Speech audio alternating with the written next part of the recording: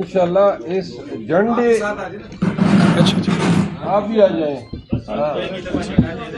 اچھا ایک جھنڈا بس ٹھیک ہے ہاتھ لگا دیں. یہ جھنڈا جو ہے نا اس کی حرمت پاکستان کے جھنڈے کی اور پاکستان تحریک انصاف کے جھنڈے کی، اس کی حرمت، اس کا تقدس ہم پہ فرض ہیں انشاءاللہ. اور انشاءاللہ کسی بھی قیمت پہ ہم پاکستان اور پاکستانیوں کے لیے رول آف لا پہ، سپریمیسی آف کانسٹیٹیوشن پہ کوئی سمجھوتا نہیں کریں گے.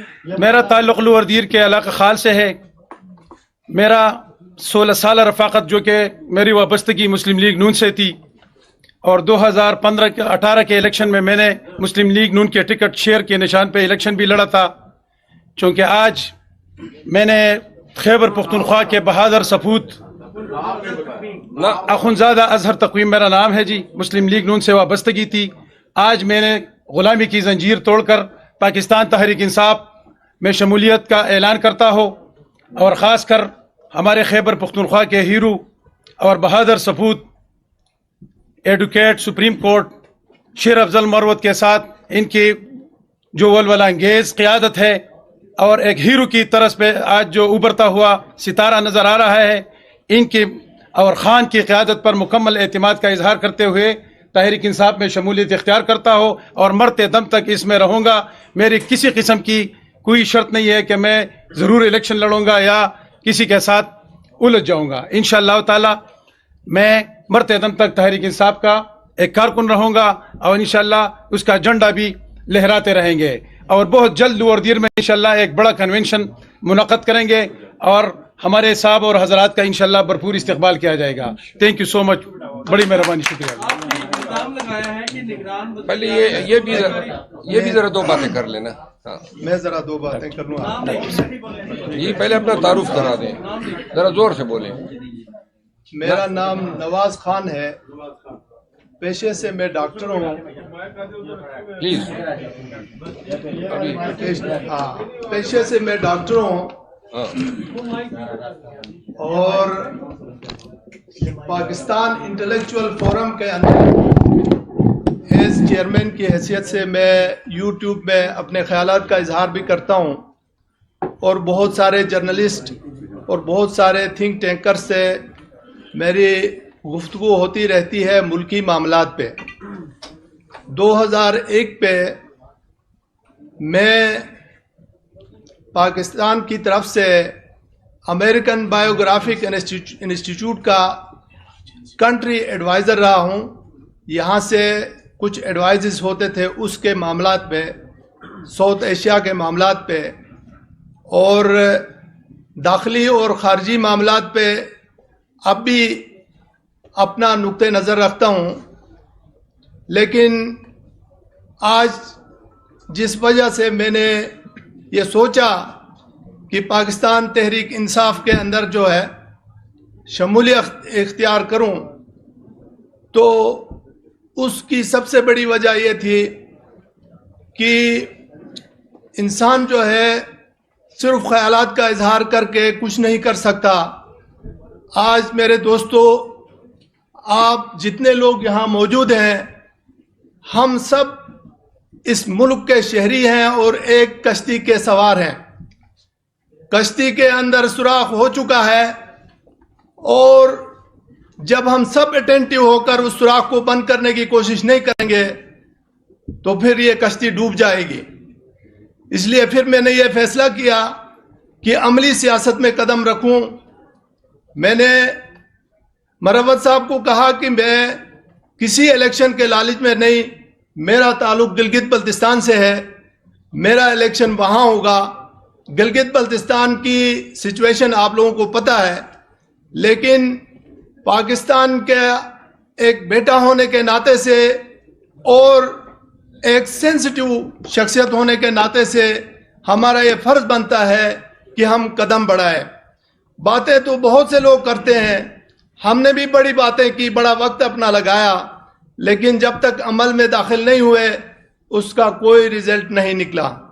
آج میں اپنے تمام دوستوں سمیت پی ٹی آئی کے اندر جو ہے باقاعدہ طور پہ شمولیت اختیار کرتا ہوں، اور پھر میں پاکستان کے نوجوان نسل کو اور پاکستان کے کریم آف دی نیشن کو یہ پیغام دیتا ہوں کہ جب تک عمل میں نہیں آئیں گے ہمارے حالات ٹھیک نہیں ہوں گے.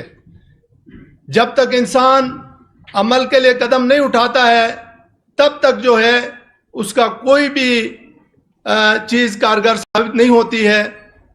میں اقبال کے اس شعر کے ساتھ خدا نے آج تک اس قوم کی حالت نہیں بدلی نہ ہو جس کو خیال آپ اپنی حالت کے بدلنے کا.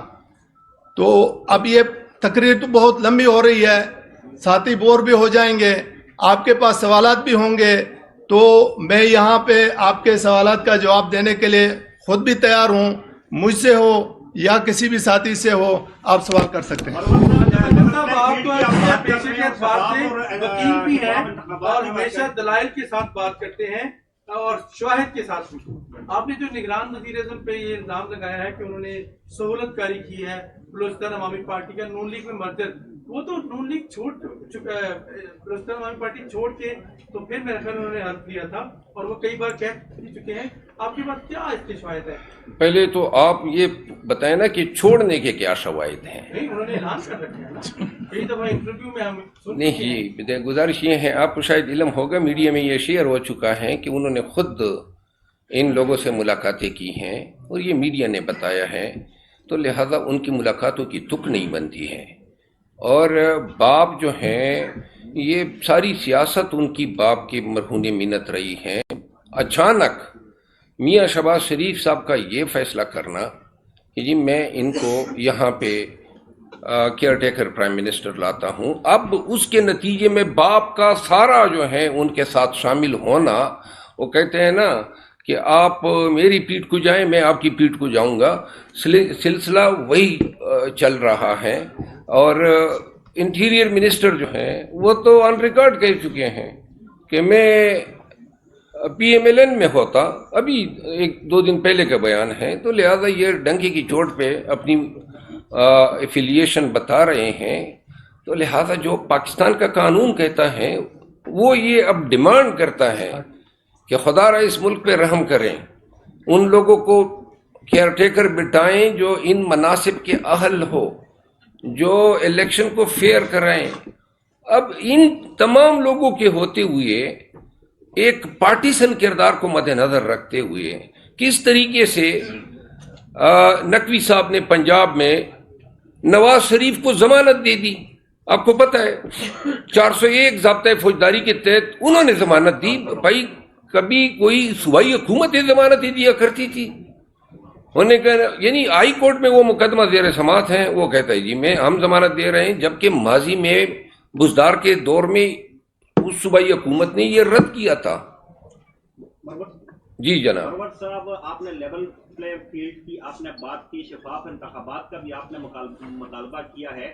جس طرح 2018 کے الیکشن میں تمام سیاسی جماعتوں کو لیول پلے فیلڈ جو ہے وہ میسر تھی, اور جس طرح کے 2018 کے شفاف انتخابات تھے, اس طرح کے شفاف انتخابات اور اس طرح کی لیول پلے فیلڈ آپ کو دی جائے تو کیا آپ انتخابات کو تسلیم کریں گے؟ اگر آپ سب یہ جاننا چاہتے ہیں کہ لیول پلینگ فیلڈ دے رہے ہیں یا نہیں دے رہے ہیں, میری ایک 10 بستہ عرض ہے آپ سب سے. آنکھ کو دیکھا حال وہ حق الیقین کا درجہ ہوتا ہے. کل میرے ساتھ چلیں چارسدہ کے کنونشن میں, اپنی آنکھوں سے دیکھ لو وہاں کیا ہو رہا ہے. میں نے بھی 2 مرتبہ آپ نے پروگرام کرنے کی کوشش کی تھی, وہ نہیں ہو سکتا تھا, آپ ذکر کر رہے ہیں. تو میں نے کہا نا, دیکھیں آپ میں شواہد نہیں دے رہا ہوں, آنکھ کو دیکھا حال دیکھ لیں, میرے ساتھ چلے جائیں اور آپ دیکھ لیں کہ کیا کیا فیصدی اکھنڈے استعمال ہوتے ہیں. ہمارے اپنا ملک ہے, ہماری دھرتی ہے, ہمارے قوانین ہیں, ہمارے اپنے اجرے ہیں, ان میں بیٹھنے سے یہ کہتے ہیں کہ آپ نہیں بیٹھ سکتے ہیں. شرم کا مقام ہے تمام ان اداروں کے لیے جو بنیادی حقوق کے تحفظ کے ضامن ہیں. اگر پاکستان میں یہ ہوتا ہے اور صرف تماشائی بیٹھ کے ہم تماشا کرتے ہیں تو یہ ہم اپنی ملک کی جڑوں کو کوکلے کر رہے ہیں. جس ملک میں, جس معاشرے میں انصاف اور قانون کی حکمرانی اس حد تک تذلیل اور گراوٹ کے معیار پہ پہنچے گی, ان معاشروں کا اٹھنا, ان معاشروں میں قانون کی حکمرانی اور رول آف لا کو جو ہے پروان چڑھانا جو ہماری واحد ضرورت ہے. نہ کرپشن رہے گی، نہ بدعنوانی رہے گی، نہ یہ ایڈونچرزم رہے گا، نہ تیری میری رہے گی. صرف اور صرف ایک بات ہوگی، جس کا جو حق ہے اس کو ملے گا. پاکستان کو صرف اسی کی ضرورت ہے. شیر عبد الپرویز صاحب، پی ایم ایل این کی طرف سے کچھ سیاسی جماعتوں اور بالخصوص پاکستان تحریک انصاف کے جو دستیاب قیادت ہے اس کے ساتھ کوئی ملاقات کا عندیہ دیا جا رہا ہے، تو اس پہ کیا اسٹریٹجی ہے؟ اگر ہے تحریک انصاف کی، کیا ملاقات کرنا چاہیں گے؟ چیف خان صاحب سے ڈسکس ہوئی ہے آپ کی؟ دیکھیے، وقت، حالات اور تجربے انسان کو بہت کچھ سکھا دیتے ہیں. اور کوئی بھی سیاسی پارٹی، آپ لوگوں نے دیکھا کہ خوف اور ڈر اتنا زیادہ تھا کہ 9 مئی کے بعد آج سے 20 دن قبل تک کسی بھی مین سٹریم پولیٹیکل پارٹی کو یہ ہمت نہ ہوتی کہ صرف اتنا کہتے کہ یہ بچوں اور عورتوں کے ساتھ تو ظلم نہ کرے. یہ مین سٹریم پارٹیز ابھی 20 دن ہوئے ہیں، پیپل پارٹی بھی کہہ رہی ہے. پی ایم ایل این، کوئی بھی پارٹی اگر فیئر الیکشن کرانے کے معاملے پہ ہمیں بٹھانا چاہتی ہے تو ہم ہر ایک کے ساتھ ٹرانسپیرنٹ اور فیئر الیکشن، اور اگر کوئی کوڈ آف ایتھکس ڈیولپ کرنا چاہتے ہیں، جس طرح آپ دیکھ رہے ہیں ہم نے ایک تجویز دی ہے کہ تمام پارٹیز کو social media code of ethics develop کرنا چاہیے.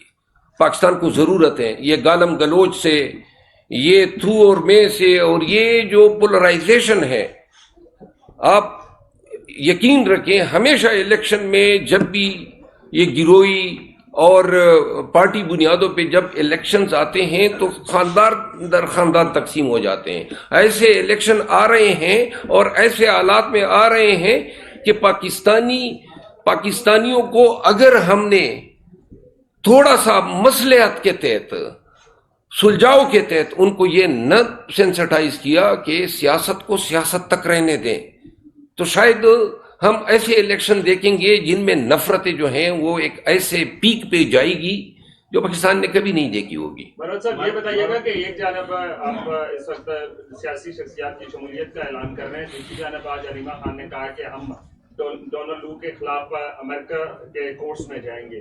کیا آپ کی حکمت عملی ترتیب دی جا چکی ہے یا اس بارے میں کوئی مشاورت ہو چکی ہے؟ جی، میں حلیمہ خان صاحبہ کی اس بیان کی مکمل تائید کرتا ہوں. ڈونلڈ لو، آپ کو علم ہونا چاہیے کہ کچھ عرصہ قبل، چند ایام قبل، امریکہ کے سابقہ پریزیڈنٹ نے خان کے اس میں بیان دیا کہ جی میں ان کا فین ہوں، آپ سب کی نظروں سے گزرا ہے. ان کا مقابلہ ہوگا کیونکہ وہ بدستور امیدوار ہیں.